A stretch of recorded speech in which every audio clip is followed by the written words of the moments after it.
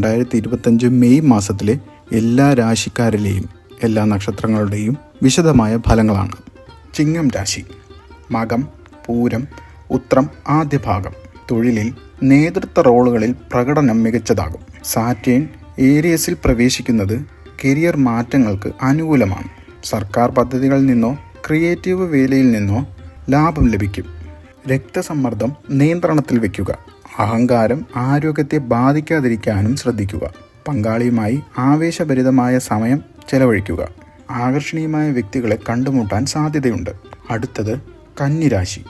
ഉത്രം അവസാന ഭാഗം, അത്തം ചിത്തിര ആദ്യ പകുതി. കന്നിയിൽ തൊഴിലിൽ മെയ് 13 പൂർണ്ണചന്ദ്രൻ ലീഗൽ അല്ലെങ്കിൽ അക്കാദമിക പ്രശ്നങ്ങൾ പരിഹരിക്കാൻ സഹായിക്കും. സമ്പത്തിൻ്റെ കാര്യത്തിൽ റിയൽ എസ്റ്റേറ്റ് നിക്ഷേപങ്ങൾ ലാഭകരമായി വരും.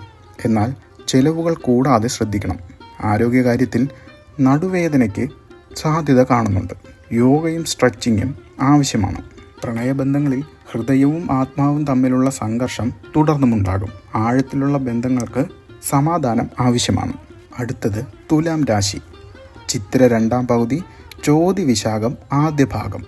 തുലാം രാശിയിൽ തൊഴിലിൽ ജൂപ്പിറ്റർ സാമ്പത്തിക വളർച്ചയെ പിന്തുണയ്ക്കും. റിയൽ എസ്റ്റേറ്റ് നിക്ഷേപങ്ങൾ ലാഭകരമാക്കി തരികയും ചെയ്യും.